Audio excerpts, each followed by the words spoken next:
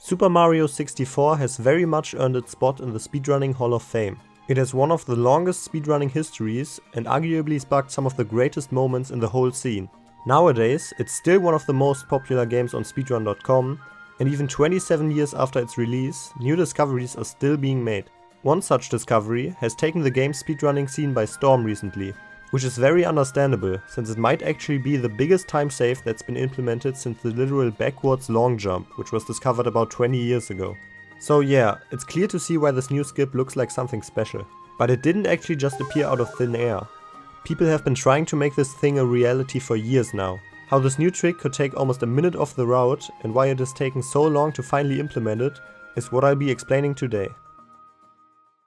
The trick I'm talking about is known as Carpetless. It's used on a certain star in Rainbow Riot and, like I said, saves quite a bit of time. The big house in the sky has always been the longest, most involved star in the game. It needs the player to make it from the start of the level all the way to the top of this flying house.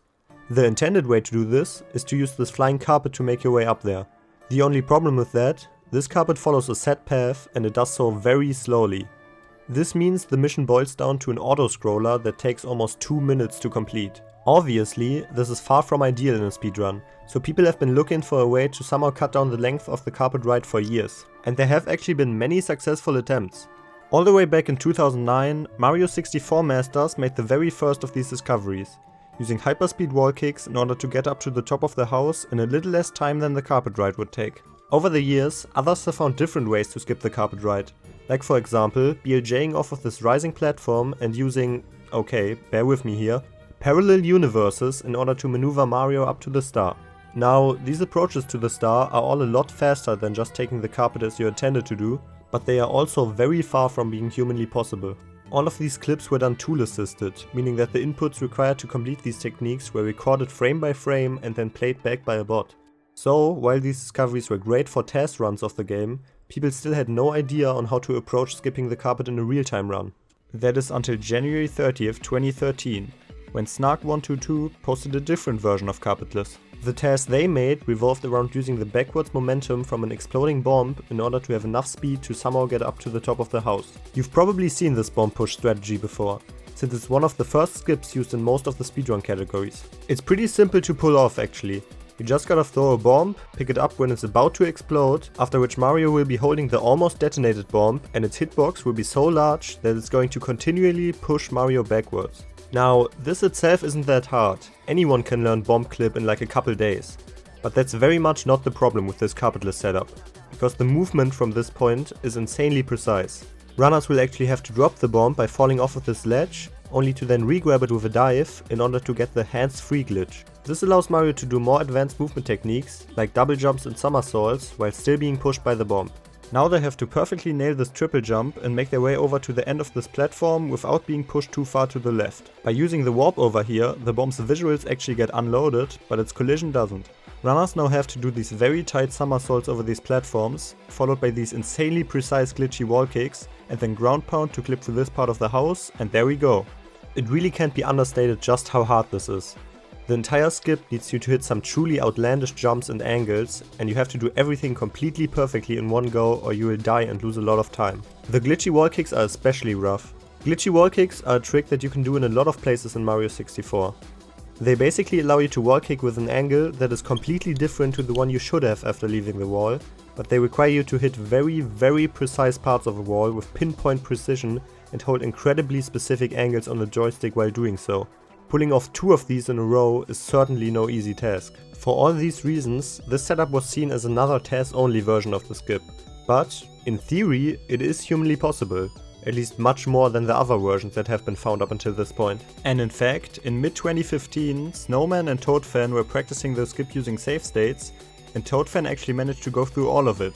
And much later, in 2019, Zaya started grinding attempts to try to do the whole skip in one go. And what do you know? On May 3rd of that same year, they managed to get the single star record on the big house in the sky by completing the star in about 50 seconds using the carpetless route. This proved that the strat was in fact humanly achievable, which quickly sparked many memes in the Mario 64 speedrunning community. Pretty much any speedrunner stream would be riddled with messages telling them to do carpetless for months to come. But no matter the spam, nobody would actually seriously attempt it. The trick is just genuinely too ridiculous to pull off after almost 90 minutes of near perfect gameplay, so it just didn't make sense to try to implement it. Even though a world record pace run that somehow managed to pull off Carpetless first try would very much have been unbeaten for quite some time. Okay, fast forward to now. All of Mario 64's categories have basically been nearing complete perfection in the last few years. 16 star is fucking dead! With very few new advancements being made in the respective routes. But on September 18th, 2023, that would change, because Mario 64 scientist Carpetless, Jesus Christ, uploaded this video. It shows Carpetless being done without the use of a bomb. The trick to this is 2 glitchy wall kicks following a triple jump on this side of the house, which let you barely make it onto the roof if you've pulled him off just right. This actually isn't the first time something like this has been attempted. All the way back in 2009, this approach was already being tested, but sadly they couldn't get it quite right at the time, and a couple years ago it was actually proven to be possible, but the way that test did it was also too precise to be consistent in actual runs. However, this newer version put a little spin on the existing concept, which made the trick much more feasible. Instead of landing as high as possible on this slope and then doing sliding jumps with perfect angles to get up to the proper roof, Carpetless found that you can simply hold right after the second glitchy wall kick and get Mario to start moving in that direction, which lets you simply kick up the slope. And not only that, but they actually managed to find a somewhat consistent setup for the wall kicks. The setup is very involved and still pretty hard to pull off correctly, but at least it gives the runners a chance of hitting the glitchy wall kicks. You also have to pause the game during the wall kicks in order to get a perfect angle change on 2 precise frames. That's how meticulous glitchy wall kicks have to be. You need to pause buffer on an exact frame in order to have the correct angle. If I haven't made it obvious, this is still insanely difficult. However, it's not nearly as hard as the bomb method that's been popular these last few years.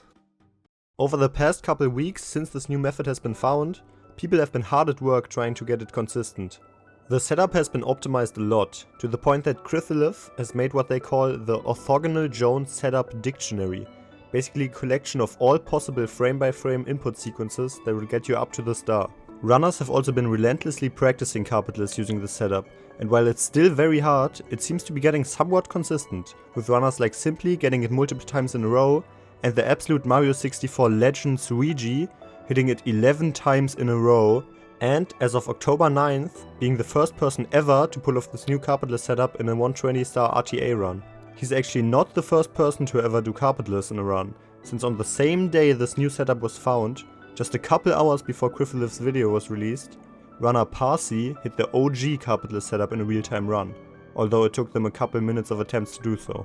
Luigi's run overall was quite suboptimal, since 120 star is the only category that he isn't very practiced in, which is why it was far from being a world record.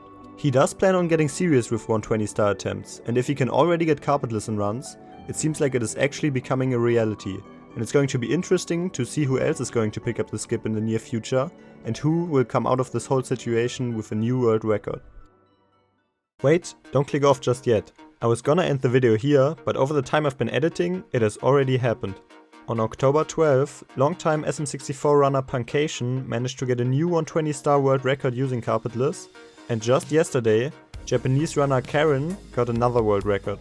So yeah, it's safe to say that after over a decade of attempts to implement it, Carpetless is actually finally real, and telling your favorite speedrunner to do the funny carpet skip is no longer just an overused joke.